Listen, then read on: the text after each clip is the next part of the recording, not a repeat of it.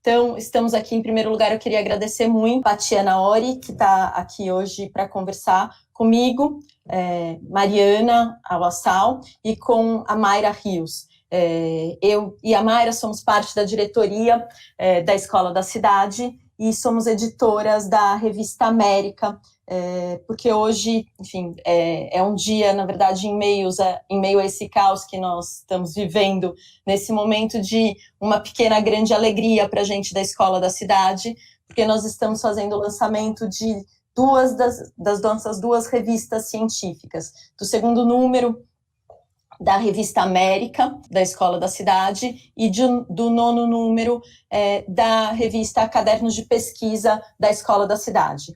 A revista América, então, é uma revista da pós-graduação, que é composta por 3 sessões, uma sessão que tem um dossiê temático da pós-graduação e as sessões de artigos e projetos que são submetidos em fluxo contínuo, são avaliados por pares e publicados. E a revista Cadernos de Pesquisa é uma revista especificamente dedicada à publicação de trabalhos de pesquisa desenvolvidos por alunos durante a graduação em arquitetura e urbanismo e de outras áreas afins, não só da Escola da Cidade, mas de outras instituições, né? Esse número 9, então, da revista Cadernos de Pesquisa, traz ensaios e artigos elaborados, de pesquisas elaboradas na Escola da Cidade, mas na Universidade São Judas Tadeu, no Mackenzie, na PUC-Rio, na UNOeste, no SENAC, na FAUSP, o que nos traz uma grande felicidade de conseguir ver essa rede que se forma aí de pesquisas de graduação em torno da revista. E o número 2 da revista América, ela é aberto pelo dossiê cujo título é Atlântico, Trânsitos, Memórias e Perspectivas, e acompanha também as sessões de artigos e projetos. Nas sessões de artigos publicados da Glória Koch, do Leonardo Fagion Novo, do Henrique Stelschauer e do Denis Joelson, e entre os projetos elaborados para Brasília, pelo Bach Gordon Arquitetos, para Osorno, pelo Taluque Arquitetos Associados, em Lisboa, para Inês Lobo Arquitetos, e para regiões amazônicas pelo Estúdio Flumo.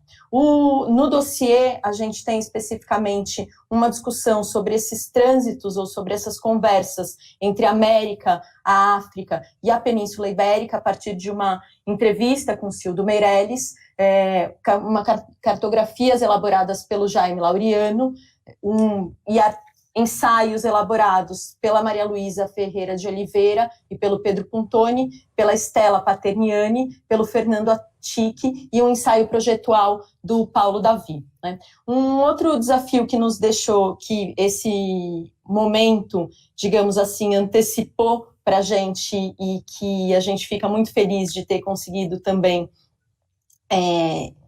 enfrentar, foi colocar as revistas disponíveis online. Então, esse é um lançamento que acontece hoje de maneira remota, a partir dessa conversa aqui com a Pati, mas ele é também um lançamento remoto, porque as revistas passam a estar disponíveis em livre acesso digitalmente a partir desse momento. A América já, com os números publicados na plataforma OJS, com link a partir do site da Escola da Cidade, do número 1 e do número 2, e a Cadernos de Pesquisa já disponível o número 9, e aos poucos a gente vai subir as anteriores também para esse novo formato. Então, muito obrigada. Bom, boa noite todo mundo. Então, o convite para essa conversa com a cabo-verdiana Patia Naori surgiu a partir do tema do dossiê da própria revista América. Desculpa. Então, como o tema do dossiê é Atlântico, Trânsitos, Memórias e Perspectivas, a gente trouxe a Paty para discutir aqui algumas questões relacionadas a esses deslocamentos transatlânticos. Eu vou introduzir rapidamente aqui a nossa convidada, que é arquiteta formada pelo Boston Architectural College e mestre em arquitetura pela Princeton University. Recebeu o Roth Traveling Scholarship e foi a segunda mulher a ser premiada em 113 anos do concurso. e a primeira laureada a escolher viajar para a África subsaariana. Foi fundador e dirigiu entre 2009 e 2012 o CIDLOT, um centro de pesquisa aplicada multidisciplinar na Universidade de Cabo Verde. Em 2011, cofundou um coletivo interdisciplinar de arte chamado História na Lugar, atualmente um ateliê profissional que propõe uma compreensão crítica das dinâmicas urbanas, arquitetura e multimídia. Atualmente é colaboradora da Universidade de Joanesburgo, na África do Sul, e também da Namíbia, University of Science and Technology.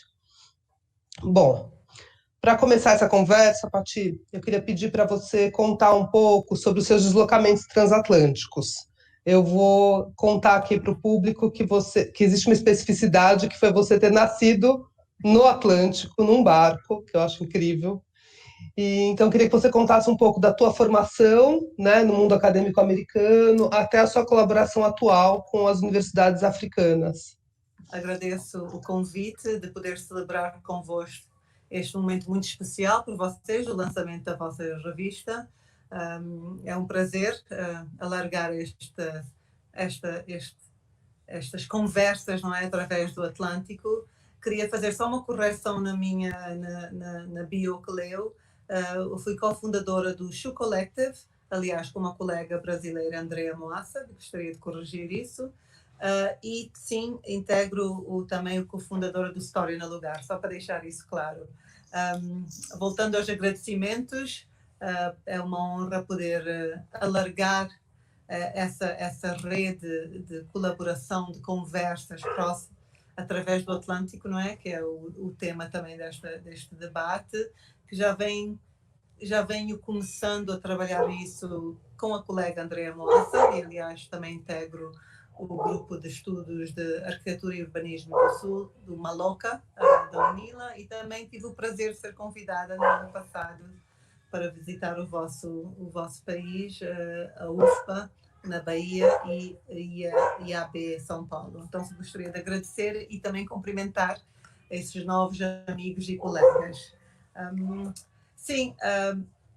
Realmente esses deslocamentos através do Atlântico ou cross-Atlântico, transversais, não é? Tem sido parte da minha vida pessoal e profissional. Mayra, disseste muito bem, nasci num barco, não me lembro, mas simbolicamente acho que tem muito a ver com esses deslocamentos que também adquirem novos significados hoje em dia e sempre tiveram um significado muito forte no meu percurso. Nasci a caminho de Santo Tomé e Príncipe, ilhas que ficam no Equador, na costa central do continente africano, e depois fiz também o meu percurso em Cabo Verde. O meu pai é cabo-verdiano, também sou cabo-verdiana, antes de emigrar para os Estados Unidos. Foi uma imigração através dos meus avós cabo-verdianos, que já estavam na diáspora americana, e eu segui há já umas décadas para estudar arquitetura nos Estados Unidos. E realmente este retorno a Cabo Verde e agora também essas ligações, tanto profissionais, académicas, mas também muito pessoais, com as Américas, aqui muito relacionado com a vossa revista, de pensar as Américas, ou a América, no vosso caso.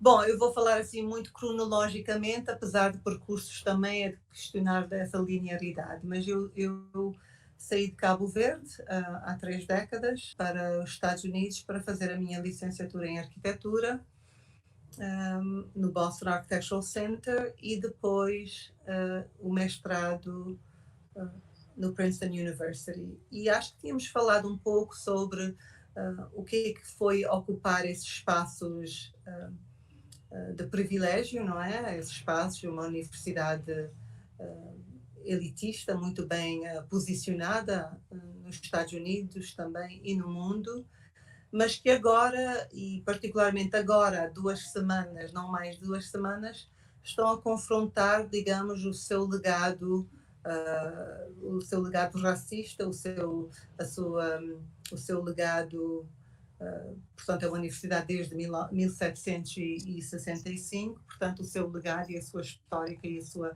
cumplicidade no sistema esclavagista dos Estados Unidos e como é que isso tem tido continuidades, não é? Até o presente momento. E só agora, não é? Depois de tantos séculos, é que estão a ser obrigados a confrontar, não é? Esse legado e a tomar posicionamentos ainda muito simbólicos, mas que com uma promessa, ou a serem obrigados a tomarem passos mais decisivos, tanto na sua contratação da população que se declara minorias no contexto americano, não é? E também nos seus currículos, né? Questionar os seus currículos. E eu trago isso para a conversa porque é algo também que eu gostaria de conversar convosco, que é o momento em que nós, hoje em dia, ou já há alguns anos, falamos muito da descolonização, não é? Do conhecimento e do ensino. E como é que isso também afeta particularmente a nossa disciplina, a nossa profissão de arquitetura, que também tem o seu legado de perpetuar, não é, as invisibilidades e as violências, tanto epistemológicas como os apagamentos que nós conhecemos, e também como uma ferramenta de controlo e de a segregação até certo ponto, não é? Como linguagem e como disciplina e como profissão. E para mim tem sido umas 2 semanas muita reflexão, não é? Porque eu terminei os meus estudos no Princeton há 20 anos, já há 21 anos agora,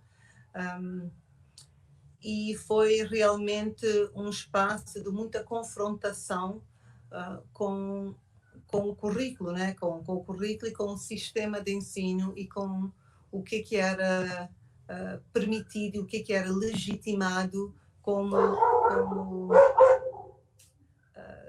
bom, digamos, como tema de questionamento, não é?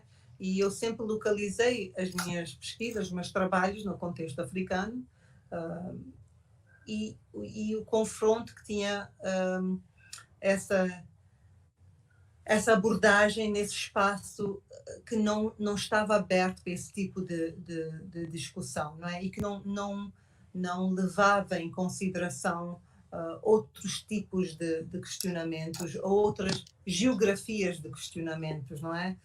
Então, para mim tem sido umas 2 semanas neste momento de muito protesto, não é? Nos Estados Unidos, de um basta às violências e às continuidades das violências nos vários sentidos nesse sistema racista, apoiado também pelas instituições de ensino. Então tem sido mesmo um momento de refletir e pensar isso.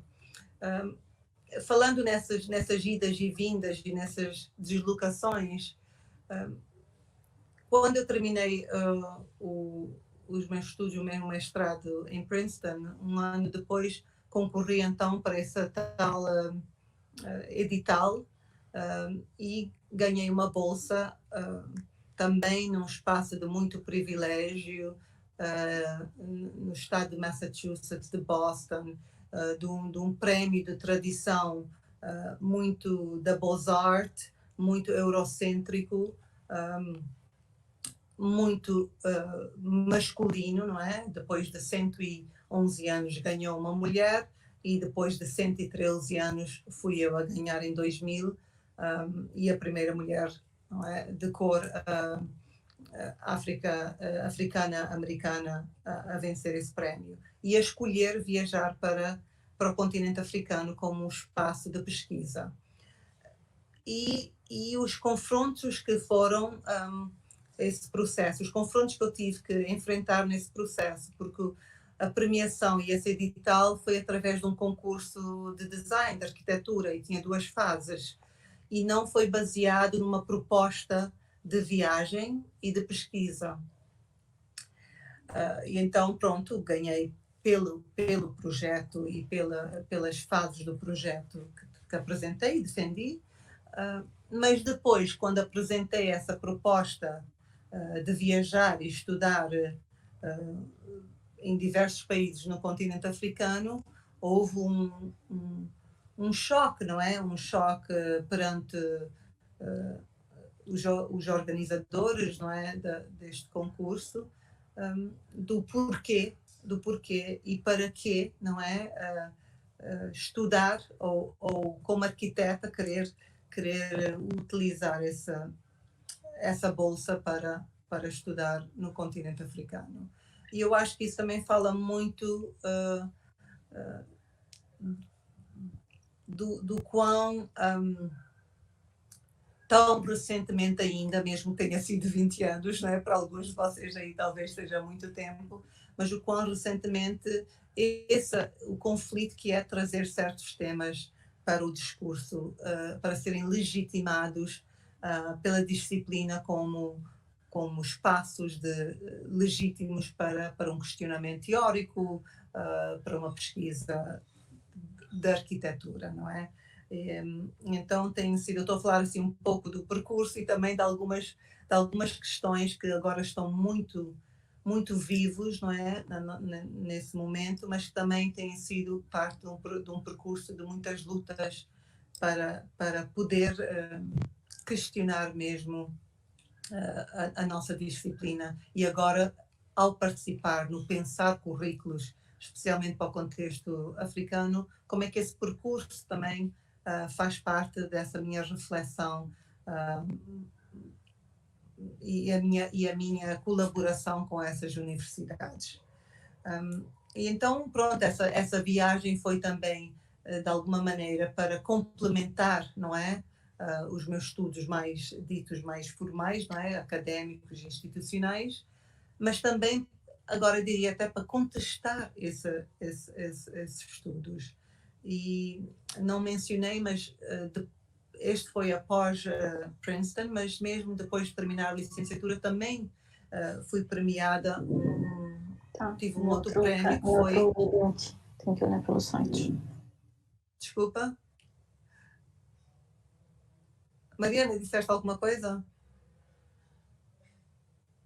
Ok, vou continuar.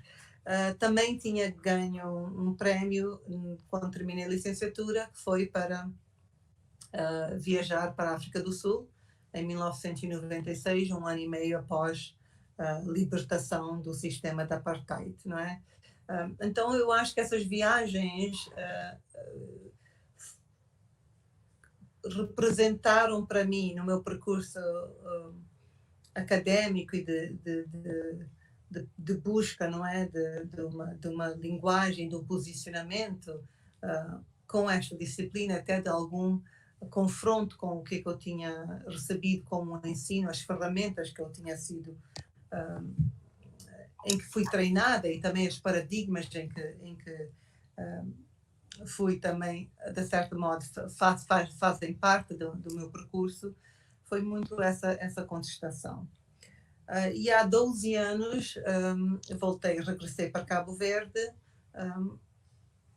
para trabalhar na Universidade de Cabo Verde, que era uma universidade nova, a primeira universidade pública em Cabo Verde, que tinha nessa altura 2 anos de existência, ainda muito recente, e onde eu e a minha colega brasileira Andrea Moassab tivemos o papel de montar então esse centro de pesquisa aplicada cá em Cabo Verde, e os confrontos que tivemos e a agenda que tivemos que elaborar para o que significa um centro de investigação e qual é o papel de um centro de investigação numa universidade pública africana do século XX, não é? 21, aliás, do século XXI, e qual é que eram as prioridades para nós nessa produção de conhecimento, não é? E como é que poderíamos, então, começar a questionar os próprios paradigmas e a própria visão do que é,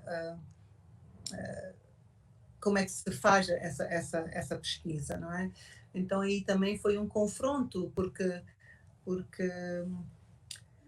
digamos que também aqui existem continuidades coloniais, nem todos nós estamos no mesmo caminho e numa mesma luta para desconstruir certos paradigmas. Muitos de nós assimilamos esses paradigmas e continuamos a acreditar neles. Especialmente aqui falo no contexto da arquitetura, da disciplina do pensar, do pensar e do considerar os saberes da arquitetura, não é? Esse centro de pesquisa continua com outra direção. Está um pouco silencioso, eu não tenho nenhuma interação com o centro. Foi um espaço também de vários confrontos, e aqui eu estou a mencionar vários confrontos no sentido também positivo, mas da necessidade desses confrontos, ou como é que esses confrontos têm feito parte desse meu percurso, não é? E como é que nestas 2 semanas, como é que tem refletido, ou como é que eu me revejo o meu percurso nessas grandes lutas num espaço que também foi meu, não é? Nunca foi meu, mas onde eu também participei e fui muito afetada pelos confrontos que não estavam preparados, que não foram recebidos naquele momento. Então, estou a ressaltar isso também para trazer para debate convosco, por vocês que são professoras, estão numa escola, numa cidade, na maior cidade brasileira, não é? Num curso de arquitetura, não é? Como é que abraçam essas lutas que são também, vocês têm aí muitas lutas e muito pessoal também nesse questionamento, não é? Dos currículos, dos pensares, das epistemologias, não é? Que são validadas por instituições que têm um legado bastante problemático e uma profissão também que tem uma disciplina, nem chamo de profissão, mas uma disciplina também confronta esses mesmos legados.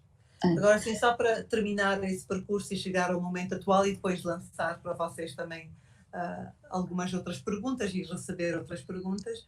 Neste momento, após alguns anos de pesquisa, de atuação na Universidade de Cabo Verde, alguns anos mais tarde, fui convidada então para colaborar de forma diversa, não é? Não sou professora permanente nesses espaços, mas sou colaboradora no sentido da avaliação e de questionamento desses currículos. E de pensar que tipo de currículos, porque a transformação e dessa nova pedagogia transformadora, que é um tema que é usado muito nesses espaços, né? Transformative pedagogies. Como pensar, como questionar, digamos, essa herança que temos, né? E muitos de nós que trabalhamos nesses contextos também tivemos essas deslocações. Somos parte de um grupo que teve um privilégio, mas também um privilégio de confrontos com esses espaços, né, de legitimização no mundo ocidental, no mundo no norte e oeste do pensamento da arquitetura, não é? Muito dos universalismos e dos paradigmas que nunca consideraram as nossas geografias e as nossas histórias e as nossas próprias filosofias. E como é que nós então estamos nesse processo constante de fazer parte dessa formação, não é? De ter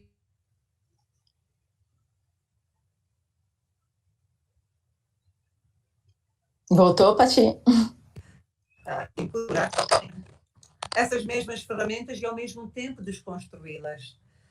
E então eu acho que vou parar aqui para receber mais perguntas, para não me prolongar muito. Não, mas, enfim, acho que a gente gostaria realmente de continuar escutando um pouquinho mais sobre essas ferramentas, Pati, e continuar conversando um pouquinho sobre essas ferramentas, porque eu acho que tem Tá bem. alguma coisa bastante interessante que você traz nesse seu percurso e ao comentar também sobre essa sua passagem, sobre essas diversas instituições, no momento em que algumas das questões que estão colocadas com força, abertamente, publicamente hoje, não estavam naquele momento, né? E eu acho que aí, quando você fala sobre, acho que sobre os dois aspectos, sobre o nosso papel como educadores, enfim, de arquitetura, enfim, como professores de arquitetura, mas também o nosso papel como arquitetos, à medida que a gente reconhece a participação da arquitetura e do desenho da cidade também na construção desses espaços de diferença, né? E que aí tem, acho que uma etapa que é absolutamente necessária e inegável, sobre a qual acho que é muito disso que se está falando nesse momento, sobre o reconhecimento de responsabilidades, mas eu acho que quando você fala sobre essas estratégias, tem alguma coisa muito interessante também, de pensar como é que a gente reconhece essas responsabilidades de uma maneira ativa, né? Enquanto professores, enquanto arquitetos, portanto, também qual é a perspectiva de mudança que a gente pode colocar nesse sentido da descolonização de saberes, né? Ou da descolonização de espaços? Sim, eu acho também, só para trazer mais um gancho, porque neste momento também estamos a viver um momento de muita demanda sobre nós, não é? Sobre de querermos ser ouvidos, não é? Eu falo particularmente de mim, mas também das minhas colegas e dos meus colegas que trabalham a partir deste contexto, vamos chamar africano, não é? Um contexto real, mas não posso generalizar, mas muita demanda, mesmo a nível de curadoria, mesmo de participação, de conferências, e que há, acredito, uma vontade legítima, mas também uma vontade, também temos alguma desconfiança, não é? Dessas grandes solicitações ou desse aumento de solicitações neste momento que estamos a viver agora. Então, é também como é que eu, particularmente, que já fui convidada para fazer curadoria de alguns eventos, não é? Curadora representando o contexto africano, como é que eu enfrento essas plataformas, que são plataformas que também têm os seus legados e que também reproduzem muito do que nós estamos no processo de tentar desconstruir, não é? E vem a grande pergunta, bom, eu só sei dizer em inglês, mas também... Reproduzem mesmo à medida que fazem esses convites repetidos, né? Muitas vezes tem isso também como tema. Sim, claro, mas essas plataformas também, digamos, são cúmplices, não é? De perpetuar algumas visões sobre o nosso contexto, não digo todas, mas posso falar de uma, por exemplo, não é? Que são plataformas que têm um significado muito importante, não é? No nosso mundo da arquitetura, não é? Chamemos bienais, ou exposições, ou museus, não é? Que acabam por ser instituições, nem como instituições tem uma base, não é? Tem por base instituições já de vários séculos, não é? Já de longa data, como é que carregam também esses legados, não é? E como é que o trabalho tem sido muito lento e agora estão forçadamente, ou mesmo alguns resistem em abrir esse debate, não é? Então, e vem sempre para mim a pergunta, não é? Da impossibilidade de representar um continente, que eu recuso, não consigo, nem quero, nem é possível, mas também do que levar para essas plataformas, não é? E de me questionar se é possível utilizar, como se diz, é uma expressão muito forte, diz, can you dismantle the master's house with the master's tools, não é? Podemos desmantelar a casa do mestre, não é? Do mestre, não do mestre no sentido esclavagista, não é? Do dono, não é? Do dono dos escravos, não é? O master no sentido anglófono. Será que conseguimos desconstruir essa casa com as ferramentas do mestre, não é?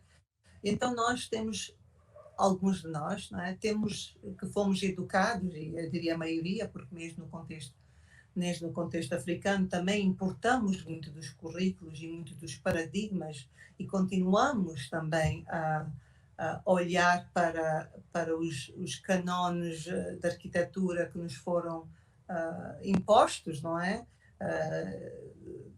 Existe uma consciência, mas a consciência não é de todos, não é? E ainda continuamos nos nossos paradigmas do que é a arquitetura, do qual é o papel da arquitetura, ou que tipo de arquitetura, não é?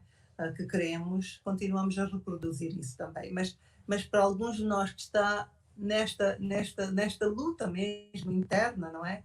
De contínuo questionamento de como é que nós, somos produtos, não é? Como arquitetos, como pensadores da arquitetura, como educadores, somos produtos dessa formação, mas ao mesmo tempo estamos em processo também de questionar, não é? É um constante questionar e ao mesmo tempo usar as ferramentas que temos, não é? Para desmontar, não é? Isso que nos tem também presos num olhar muito de fora para dentro. E então isso aplica-se tanto ao contexto académico, mas também ao mundo da arquitetura, ao mundo do discurso, não sei como é que se diz, do pensar e do refletir sobre a arquitetura. E eu acho do exemplo da Universidade de Joanesburgo, particularmente da pós-graduação, não é? Do Graduate School of Architecture, e da visão deles, que é essa pedagogia transformativa, estou aqui a traduzir, talvez erradamente. E também num contexto histórico de muita violência, não é? De um apartheid, de um sistema de apartheid, não é? De uma violência extrema, não é? Racial. Como é que um curso de arquitetura tem um papel de empoderar, não é? Os alunos, ou de dar-lhes ferramentas para compreenderem o seu mundo, não é? O seu lugar, e também ao mesmo tempo intervir nesse mesmo lugar, não é? E então eu acho que, e o que é muito defendido e que eu concordo, é que tem que haver uma transformação do currículo, não é? Não são só transformações também importantes e outras demandas, mas que o currículo, no centro disto tudo, realmente é o currículo. E eu volto a falar agora, volto a atravessar o Atlântico e a regressar a Princeton e a outras universidades conhecidas e de renome nos Estados Unidos, Princeton, Harvard, Yale, etc. E nesta última semana, 2 semanas, como é que tem havido demandas dos alunos, dos alunos, dos professores, não é? Para como eu tinha falado há dias, de um reckoning, de uma responsabilização e de uma tomada de decisões que reconheçam, não é? Esse papel dessas instituições em perpetuar esse sistema racista, mas também de um compromisso, de exigir um compromisso de mudança, não é? Mudança a vários níveis.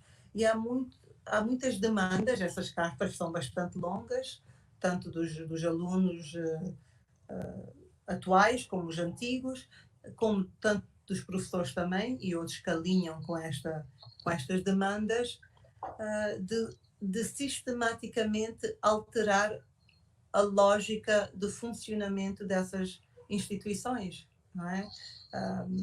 Tanto na contratação de professores, não é? e contratação de professores não é um professor, mas o que chamam-se de cluster hiring, não é? De contratação em grupo, do que se refere nos Estados Unidos de BIPOC, portanto, negros, indígenas e pessoas, minorias e pessoas de cor, não é? E pronto, esses temas, as traduções são problemáticas em algumas línguas e peço desculpas por isso, mas estou a traduzir agora à letra. E como é que essas demandas estão a ser expostas pela primeira vez em instituições que já têm 200 e 300 anos de existência, mas que a fundo também tem que haver mudança mesmo nos paradigmas da produção do conhecimento e do que é considerado legitimado como conhecimento, não é? E então é uma luta de um período muito longo, acredito, não é? Porque entretanto, então, para já, eles têm que aceitar, não é? Agora, neste momento, estamos a viver um momento de pressão e acho que nunca vi e nem esperei, depois de 20 anos, muito pouco mudou. Eu estou em contato com alunos que estão na categoria de Black and People of Color, como eu, que continuaram a ter experiências de muito confronto, não é? De muito confronto violentas nesses espaços, não é? Nesses espaços de ensino e de muita não compreensão e de muita negação do que nós temos para contribuir. Então, eu acho que estamos no momento agora a ver se realmente essas transformações vão ser acolhidas por essas instituições que estão a ser postas em causa, que são pilares, não é, a nível mundial, do conhecimento científico, do conhecimento teórico, não é? Então, pronto, então, só para comparar, então, o que está a acontecer nos Estados Unidos, que é um bocadinho diferente, mas também dentro de uma mesma luta, não é? Para novas epistemologias, para sistemas de conhecimento que levem em consideração histórias e conhecimentos invisibilizados até então.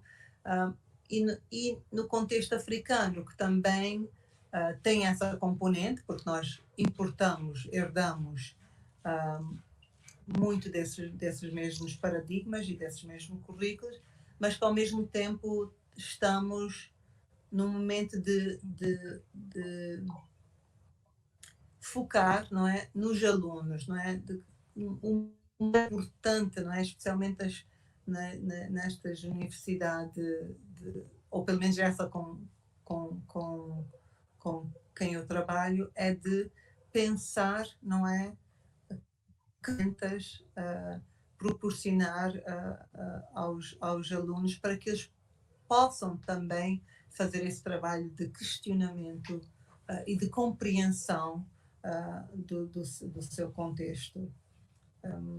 Acho que talvez tenha respondido a isso, mas também abro para mais perguntas ou mais perguntas mais específicas.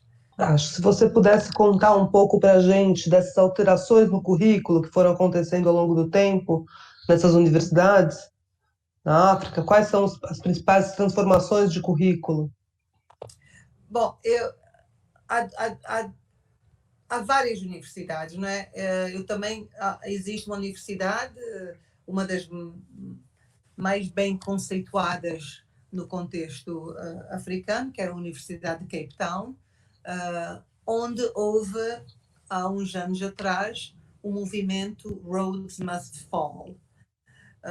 Rhodes Must Fall, não é? Que também eram protestos violentos, não é? Que acabaram por ser bastante violentos, de contestação, não é? Para já, da estátua de Rhodes. Rhodes era o fundador dessa universidade, com um passado racista problemático, não é? E de Rodésia, atual Zimbábue, em que houve uma demanda dos alunos de remoção dessa estátua, mas que isso também, simbolicamente, nessas demandas, também tinha a ver com a questão dos currículos, de uma decolonização dos currículos, e a isso juntou-se uma outra luta, que é a de...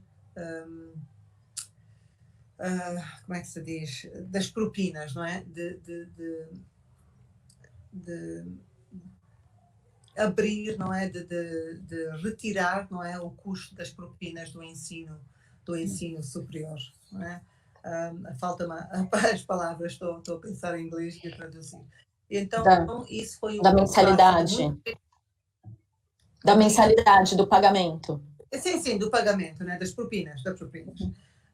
Isso foi uma luta muito forte. Estamos a falar do contexto sul-africano em particular, não é? Tem que se dizer isso, de um histórico da apartheid e de uma maioria negra, não é? Uma minoria branca que dominou violentamente durante várias décadas um contexto de uma maioria africana negra. E que esses alunos são a população, e que esses espaços também eram espaços de segregação, não é? De não acesso à maioria da população.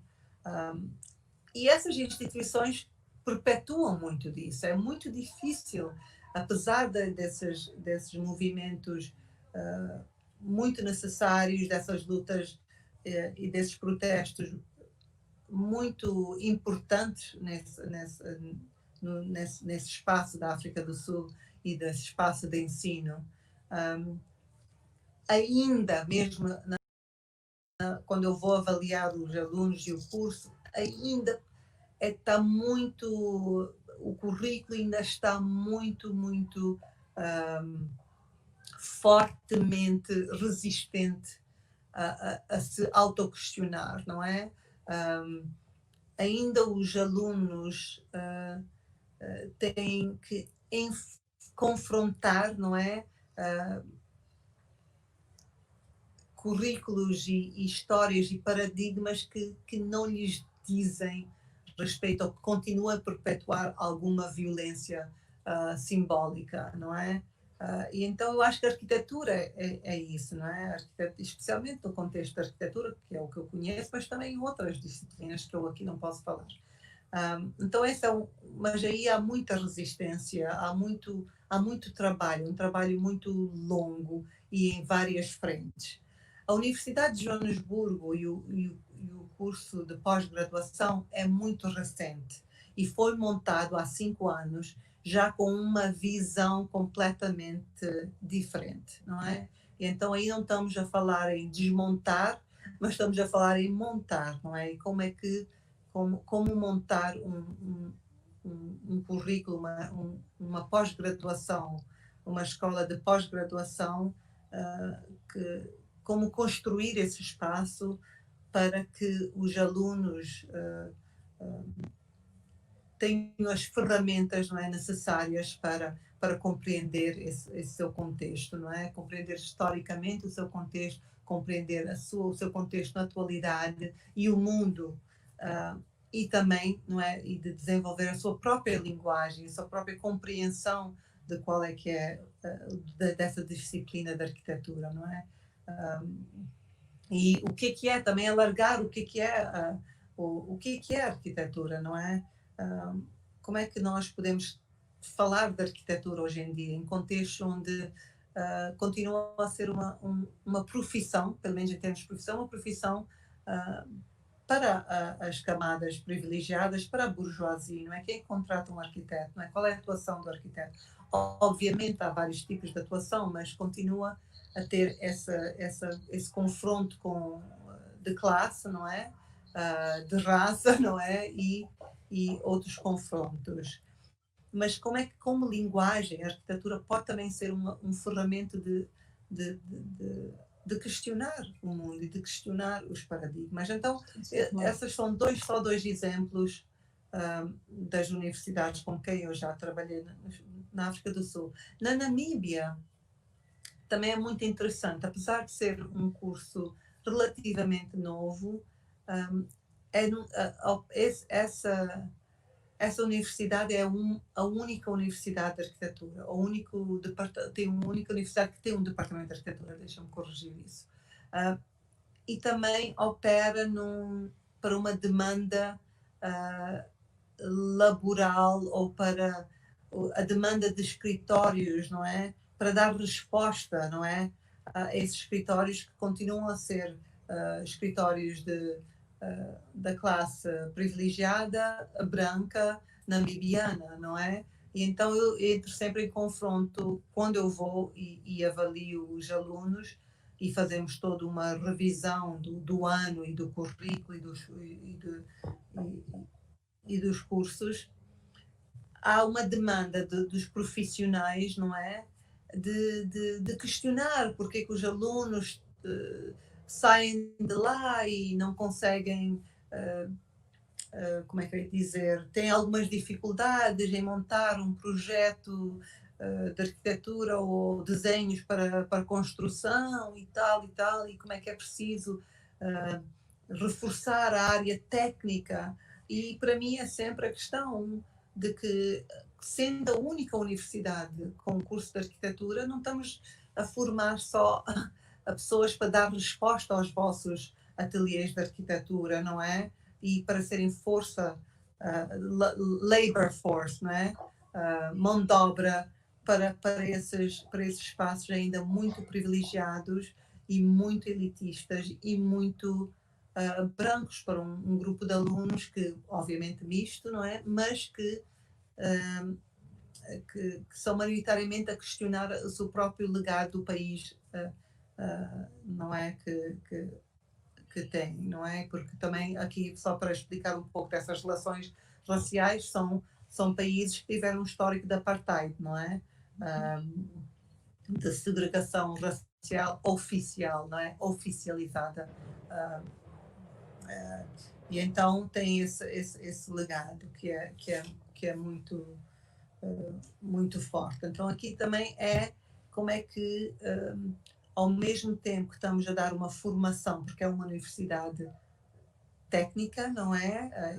Ou é a única universidade de arquitetura, e como é que também continua a haver uma pressão de pensar os alunos não ter de pensar os alunos ou de formatá-los de uma certa forma para dar resposta, não é? Perpetuando várias violências, não é? Também simbólicas, tipos de projetos que lhes são dados, e aqui não estou a dizer em geral, porque há uns professores que dão, outros que não dão, e ainda está-se lá a tentar moldar alguma coerência e moldar alguns questionamentos dentro deste currículo, não é? Então não existe um caminho certo, ainda está-se muito numa fase de experimentação, e eu queria trazer esta palavra experimentação porque no contexto de pós-graduação da Universidade de Joanesburgo, realmente essa palavra é muito importante, não é? Ainda se está a tentar, não há um plano alternativo, não é? É um processo longo, mas é um processo também em que tem que se dar espaço para propor, não é? Para questionar outras formas de fazer, não é? E de pensar. Muito interessante, Paty. Eu acho que a gente gostaria de escutar um pouco também, você falar sobre esse projeto, enfim, que você também, que você sempre fala sobre ele, acho que com muita delicadeza, enfim, dizendo como, enfim, das dificuldades que ele enfrenta também do História no Lugar, e que eu acho que tem a ver com isso que você estava falando agora, né? Que se do ponto de vista do ensino, esses processos, enfim, a gente tem que entender as transformações como processos, elas vão acontecendo gradualmente, elas vão, na verdade, partindo de transformações que são transformações individuais, mas que são transformações sociais também, né? Então tem um lugar de reconhecimento desses indivíduos e da mudança de indivíduos, e como é que isso vai também se somando com uma mudança social ou com uma transformação social maior. E acho que o História no Lugar tem um pouco a ver com isso, não tem? O História no Lugar, que é um projeto meu e do meu companheiro, que é fotógrafo e artista, video artist, multimédia, mas também vem na sequência do Shoe Collective, de alguma maneira, não é? Se vou fazer uma linhagem, não é? E o Shoe Collective nasceu dentro do CIDLOT, não é? Não nasceu dentro do CIDLOT, esse Centro de Investigação da Universidade de Cabo Verde, mas nós fazíamos parte. Portanto, era eu, Andrea Moassab e o Salif Silva, que também integrávamos esse Centro de Investigação, que fizemos um projeto paralelo, não é? Deste coletivo,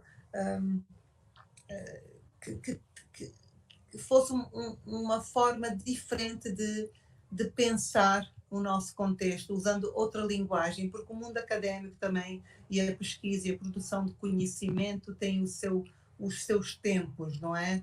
E como é que respondemos a demandas e como é que chegamos a um público, não é? Como é que fazemos essa interlocução com o nosso contexto e com as urgências do nosso contexto. E então foi não é, o Salif como designer, não é? Doutorado em design, a Andrea como arquiteta urbanista, eu como arquiteta, que outras linguagens, não é? Linguagens artísticas, linguagens audiovisual, não é?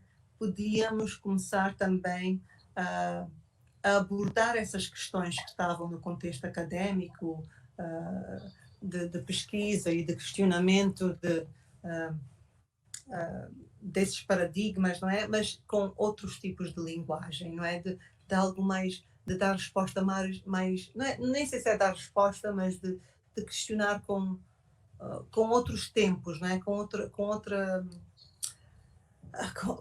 outras articulações, não é? E depois, na sequência disso, foi também um pouco respondendo à nossa frustração, não é? De como intervir e como pensar e como opinar sobre a direção ou a visão que se tem para o desenvolvimento, aqui ponho entre aspas, o desenvolvimento das nossas cidades, do nosso país, não é?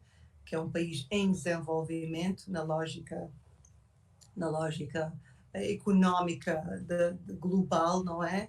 De classificação de estados então, como países em desenvolvimento, que visão, não é que é importada pelos nossos políticos e decisores políticos para as nossas cidades, para o nosso espaço, e como é que podemos contestar isso e que vozes é que não são consideradas nisso e que visões é que não são consideradas nessa projeção de futuros, não é?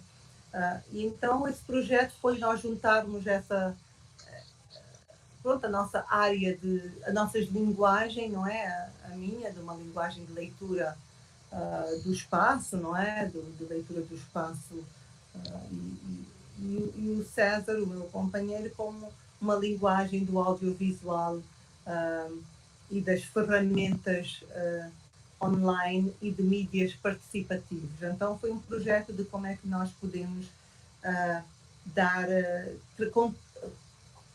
colaborar com populações que não estão a ser consideradas no imaginar de futuros para as nossas cidades, não é?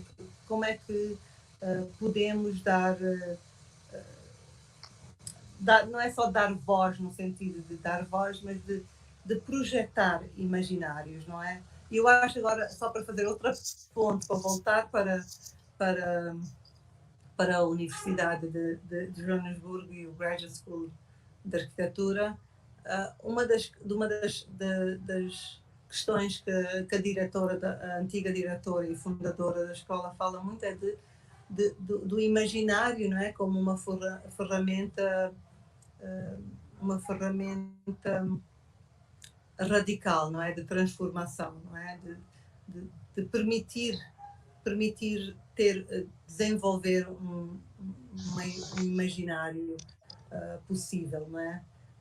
Ou outros imaginários, e de desenvolver isso, de ver essa linguagem. Então, pronto, essa história no lugar foi um pouco nessa sequência das minhas diferentes atuações em diferentes espaços. Então realmente várias deslocações. Eu digo sempre que transito em vários espaços, não é? De pensar a arquitetura, não é só de fazer arquitetura, mas de pensar a arquitetura e de pensar o nosso contexto. Nós temos um website, fizemos um piloto, porque isto é uma iniciativa, não é? Uma iniciativa independente, não é? Eu, neste momento, atuo como independente, mesmo quando eu sou convidada e tenho articulação com essas universidades, e tenho contrato com essas universidades, eu continuo a ser um independente, não é? Independente no sentido de não ter nenhum suporte institucional não é? que me abrace, não é? Ou que me prenda. Então é uma iniciativa pessoal. Perguntaram não é? aqui no chat. Perguntaram, sim. Perguntaram como acessar. Eu falei, o website é uma forma, não? Sim, o website, temos o Facebook, História no Lugar, historianolugar.net, e temos um piloto todos os projetos que encaramos juntos, eu e o César, chamamos que é um projeto de História no Lugar, porque eu acho que também tem a ver com uma forma de compreender, não é? De olhar para o mundo, não é? E História no Lugar na língua cabo-verdiana tem 2 significados, não é? As histórias do lugar, não é? As histórias do lugar, mas também é um ato de pôr a história no seu devido lugar, não é? De questionar, não é? Vamos pôr a história então no seu lugar, não é? É um bocadinho, é um pouco nessa de repensar narrativas, não é? Vamos então questionar que história que estás a falar e vamos então à cerne da questão, né? Vamos pôr a história no seu lugar. Talvez mesmo a construção de uma metodologia ativa, né? Talvez. Sim, exatamente. É muito pertinente, sim. Chegamos a 1 hora de conversa aqui. Passou tão rápido. Passou tão rápido. Eu eu pensei... Se houver alguma pergunta de quem nos esteja a escutar. Não, foi essa a pergunta que a gente recebeu por enquanto. Muitos parabéns. E eu queria te pedir, então, para agora nesse finalzinho, contar para a gente um pouco sobre essa curadoria que você está fazendo para a África 2020, esse projeto. Contar um pouco para a gente sobre esse projeto. Ok, isso não vai ser muito curto. Mas eu acho que é importante. Tem uma dimensão aí muito interessante disso que você estava falando antes, de atuar dentro das armas do próprio Exatamente. Sistema. Muito importante. E hoje, na sequência de uma conversa que tive com uma colega e amiga, arquiteta, não é? Ainda estou na fase de conceber essa curadoria. Porque este é um projeto do presidente Macron, em França, não é? Um dos países que perpetua o neocolonialismo no contexto africano de uma maneira muito descarada, como se diz, não é? De todos, é o país que acredito que continua a ter um papel muito problemático, não é? Com as suas ex-colónias e com o contexto africano em geral. E essa visão era para ser em 2020, deste ano, de fazer um evento a nível nacional, em França, de engajamento na área cultural com o continente africano. E contratar uma diretora, uma curadora geral, também formada em arquitetura, mas que tem atuado mais na curadoria de arte contemporânea africana, e ela é senegalesa, para fazer o enquadramento geral dessa programação. E essa programação são instituições francesas, instituições culturais, museus, associações de arquitetura, espaços culturais de arquitetura, que concorrem para participar e têm que trabalhar, não é, com uma curadora africana ou curador africano. Portanto, é uma forma de colaboração, mas que essas instituições têm que digamos, adaptar-se à visão, pelo menos temporariamente, adaptar-se à visão dessa ou dessa curadora. Claro, é um projeto que, se formos com olhos abertos, é um projeto neocolonial, não é? Perpetua muita dessa visão, apesar do discurso de desconstruir ou de alargar, não é? Essa relação e essa compreensão, não é, do contexto africano. E então, claro, é uma plataforma que vem saturada de legados e não só legados, mas de atuações atuais, não é? Que perpetuam muito dessas questões. Então, como é que uma pessoa convidada, não é? E tendo aceito, claro, pode sempre recusar, mas tendo aceito, como é que podemos incorporar a recusa, não é? A recusa desses princípios, a recusa dessa visão dentro de um projeto, de uma proposta, não é? De um projeto.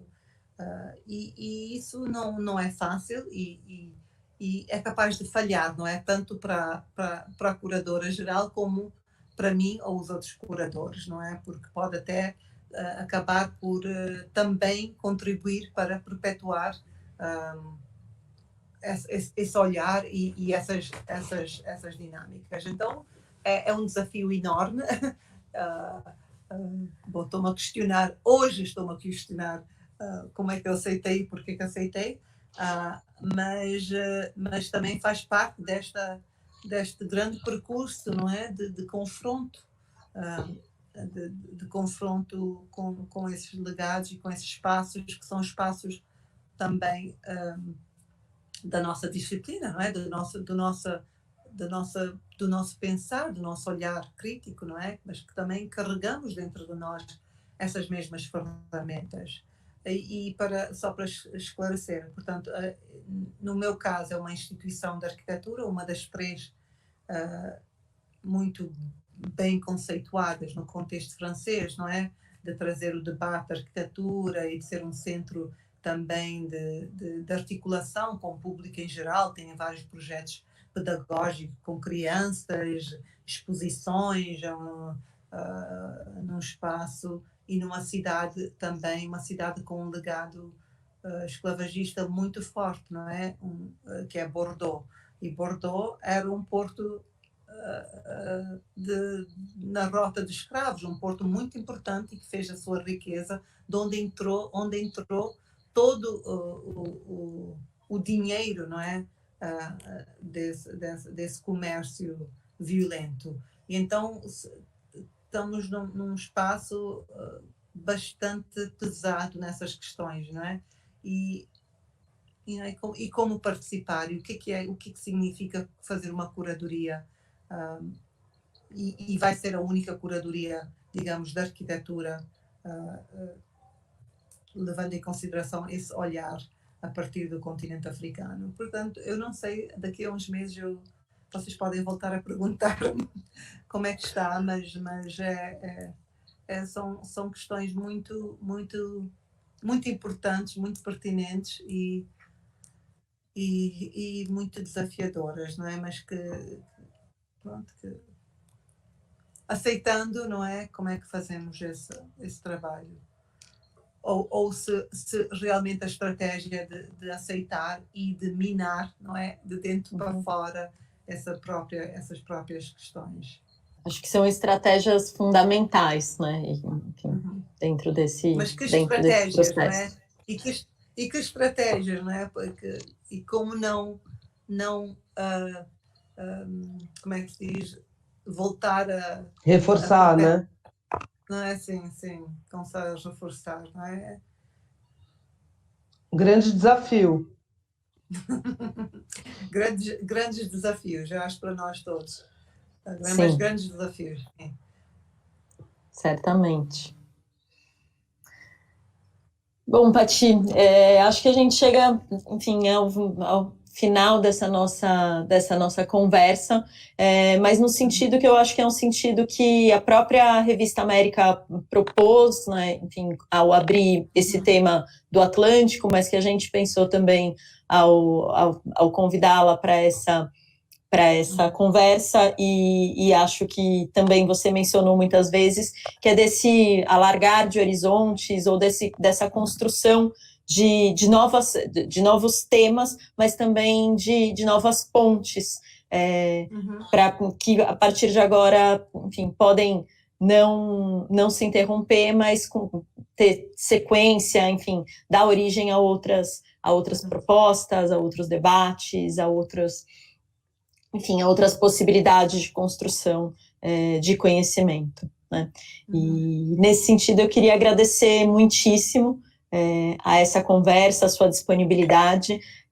Aprendemos muito nesse processo de pensar essa conversa, de construir essa conversa e de fazer essa conversa publicamente hoje, né?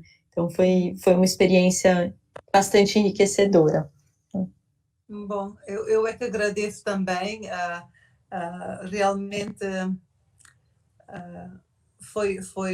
foi gratificante saber que continua a haver essa vontade de fazer essas travessias, não é?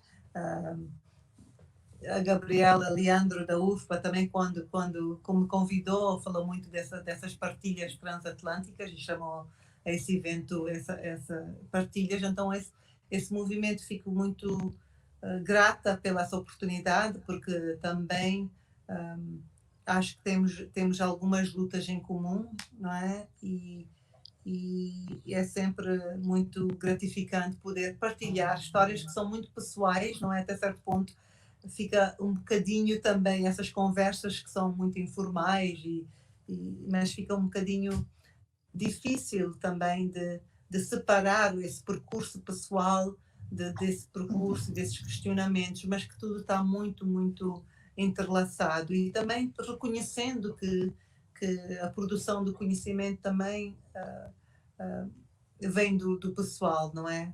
Claro. Também legitimando um pouco o que tem sido excluído, não é? Que é do pessoal. Mas pronto, agradeço esse espaço muito acolhedor, de poder partilhar coisas que são muito fortes no meu percurso, nesse meu longo percurso de já 30 e tal anos na arquitetura, e vários confrontos e vários espaços de debate e de alargamento dos meus próprios, de questionamento das minhas próprias posições, não é? Então eu agradeço muito a vocês, as duas, em nome também à Escola da Cidade, por querer conversar comigo sobre esses temas. Nós esperamos você aqui em São Paulo, quando for possível, para continuarmos conversando e partilhando. Obrigada. Aqui também estão sempre bem-vindos aqui. Ótimo. Eu queria agradecer também, enfim, ao público que está de alguma maneira aqui nos assistindo, e convidar a todos para, enfim, visitarem, lerem, compartilharem os endereços das duas revistas que estão agora lançadas, estão agora no mundo. Também nesse sentido, o que a gente fica muito feliz nessa conversa e com as revistas é pensar isso, que é verdade para essas revistas e para o conhecimento em geral, mas que nesse momento se torna tão vivo, que a gente só consegue fazer todas essas coisas a partir dessa construção de redes de colaboração, de redes de diálogo, né? Sem isso, a gente não consegue construir nenhuma dessas coisas, né? Todas essas possibilidades, na verdade, se esgotariam, né? E acho que talvez esse seja um aprendizado aí desse momento, que torna isso tão real e tão concreto.